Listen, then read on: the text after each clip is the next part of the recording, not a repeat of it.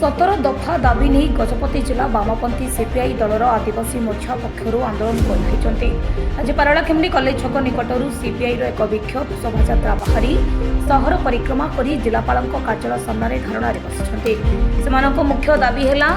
बासहरा मानू घर ढीह पट्टा प्रदान करने जमीहीन को केन्द्रीय आईन 2006 अनुसार जंगल जमी पट्टा प्रदान करा जिलार नुआगढ़ ब्लॉक रे सुंदरडांग ग्राम ठारू हटेलिमा डिबिरी साही पर्यंत पक्का रास्ता निर्माण करा गजपति जिले में सरकारी जमी को आदिवासी दखल कर जमी को यथाशीघ्र चिन्हट करने लगी प्रशासन पक्षर स्वतंत्र व्यवस्था करा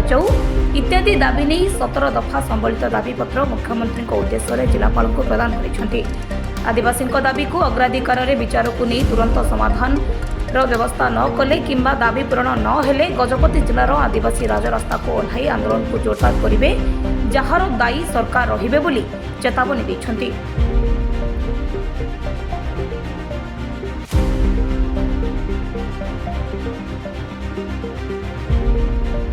आज आदिवासी संघर्ष मोर्चा तरफ मान्यवर मुख्यमंत्री मोहन चंद माझी को 17 दफा दाबी पत्र जिलापाल जरिया स्मारक पत्र प्रदान करागला से मुख्यतः पाहाड़खिंड निकट बेतीपड़ार 200 परिवार अच्छा से घरडीह पट्टा अन्य पक्षे उपलार 45 परिवार एवं विभिन्न गाँव में जो मैंने आदिवासी लोक मैंने अच्छा से अतिशीघ्र घरडीह पट्टा से जगेदेवा एवं गरीब लोक मैंने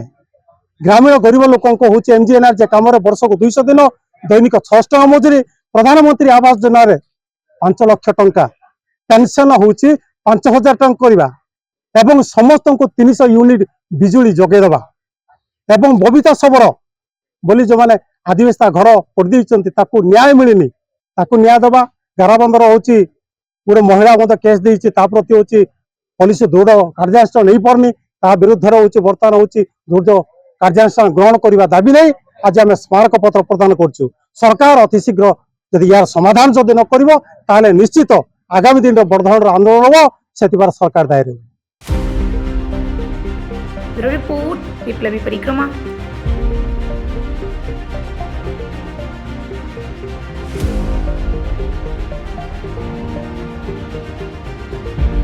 Please like, share and subscribe to our channel Viplavi Parikrama.